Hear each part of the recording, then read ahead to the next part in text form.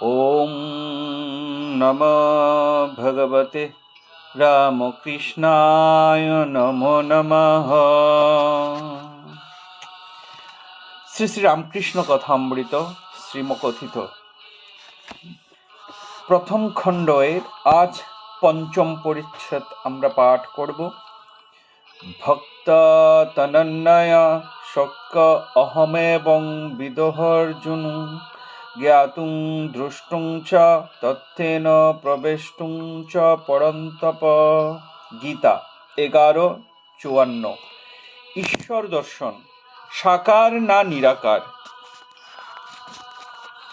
একজন ব্রাহ্মভক্ত জিজ্ঞাসা করিলেন, মহাশয়, ঈশ্বরকে কি দেখা যায়? যদি দেখা যায়, দেখতে পাই না কেন? শ্রীরামকৃষ্ণ: হ্যাঁ। শ্রীরামকৃষ্ণ: হ্যাঁ,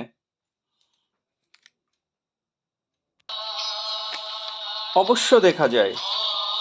সাকার রূপ দেখা যায়, আবার অরূপও দেখা যায়।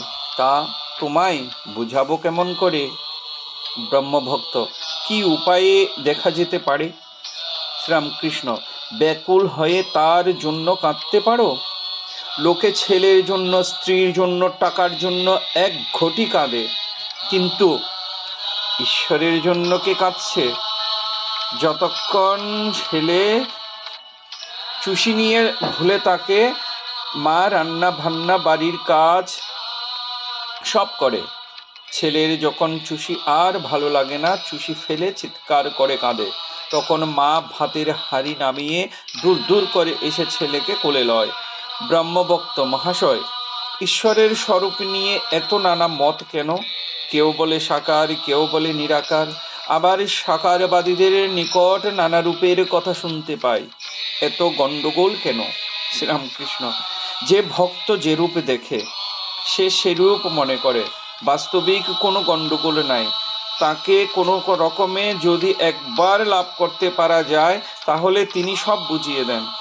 সে পারাতেই গেলে না, সব খবর পাবে কেমন করে?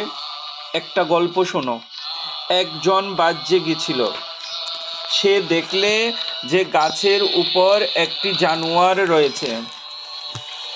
সে এসে আর একজনকে বললে, দেখো, অমুক গাছে একটি সুন্দর লাল রঙের জানোয়ার দেখে এলাম। লোকটি উত্তর করলে, আমি যখন বাজ্যে গিয়েছিলাম আমিও দেখেছি। তা সে লাল রং হতে যাবে কেন? সে যে সবুজ রং। আর একজন বললে, না না, আমি দেখেছি হলদে।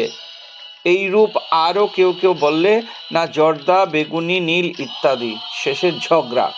তখন তারা গাছতলায় গিয়ে দেখে একজন লোক বসে আছে। তাকে জিজ্ঞাসা করাতে সে বললে, আমি এই গাছতলায় থাকি, আমি সে জানোয়ারটিকে বেশ জানি। তোমরা যা যা বলছো সব সত্য। সে কখনো লাল, কখনো সবুজ, কখনো হলদে, কখনো নীল, আরও সব কত কি হয়, বহুরূপী। আবার কখনো দেখি কোনো রঙই নাই, কখনো সগুণ, কখনো নির্গুণ। অর্থাৎ যে ব্যক্তি সদা সর্বদা ঈশ্বর চিন্তা করে, সেই জানতে পারে তার স্বরূপ কি। সে ব্যক্তি জানে যে তিনি নানা রূপে দেখা দেন, নানাভাবে দেখা দেন, তিনি সগুণ, আবার তিনি নির্গুণ। যে গাছতলায় থাকে সে জানে সে যে বহুরূপীর নানা রং, আবার কখনো কখনো কোনো রঙই থাকে না। অন্য লোক কেবল তর্ক ঝগড়া করে কষ্ট পায়। কবির বলতো, নিরাকার আমার বাপ, সাকার আমার মা। ভক্ত যে রূপটি ভালোবাসে সেই রূপে দেখি তিনি দেখা দেন। তিনি যে ভক্ত বৎসল। পুরাণে আছে, বীর ভক্ত হনুমানের জন্য তিনি রাম রূপ ধরেছিলেন। বেদান্ত বিচারের কাছে রূপ টুপ উড়ে যায়।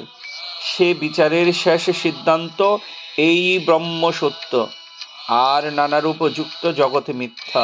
যতক্ষণ আমি ভক্ত এই অভিমান থাকে, ততক্ষণই ঈশ্বরের রূপ দর্শন আর ঈশ্বরকে ব্যক্তি, পার্সন বলে বোধ সম্ভব হয়। বিচারের চক্ষে দেখলে ভক্তের আমি অভিমান ভক্তকে একটু দূরে রেখেছে। কালীরূপ কি শ্যামরূপ 14 পোয়া কেন? দূর বলে সূর্য ছোট দেখায়, কাছে যাও তখন এত বৃহৎ দেখাবে যে ধারণা করতে পারবে না। আবার কালীরূপীকে শ্যামরূপ শ্যামবর্ণ কেন, সেও দূরে বলে। যেমন দিঘির জল দূরে থেকে সবুজ, নীল বা কালো বর্ণ দেখায়, কাছে গিয়ে হাতে করে জল তুলে দেখো কোনো রঙই নাই। আকাশ দূরে দেখলে নীল বর্ণ, কাছে দেখো কোনো রং নাই। তাই বলছি, বেদান্ত দর্শনের বিচারে ব্রহ্ম নির্গুণ। তাকে কি স্বরূপ, তা কি মুখে বলা যায়? যায় না। কিন্তু যতক্ষণ তুমি নিজের সত্য, ততক্ষণ জগৎ সত্য। ঈশ্বরের নানা রূপ সত্য। ঈশ্বরকে ব্যক্তিবোধ সত্য। ভক্তিপথ তোমাদের পথ, এ খুব ভালো, এ সহজ পথ। অনন্ত ঈশ্বরকে কি জানা যায়? আর তাকে জানবারই বা কি দরকার? এই দুর্লভ মানুষ জন্ম পেয়ে আমার দরকার তার পাদপদ্মে যেন ভক্তি হয়। যদি আমার এক ঘটি জলে তৃষ্ণা যায়, পুকুরে কত জল আছে, এ মাপবার আমার কি দরকার? আমি বোতল মদে মাতাল হয়ে যায়, সুরির দোকানে কত মদ আছে, এ হিসাবে আমার কি দরকার? অনন্তকে জানার দরকারই বা কি? এখানেই পঞ্চম পরিচ্ছেদের সমাপ্তি। ওম নমো ভগবতে রামকৃষ্ণায় নমো নমঃ।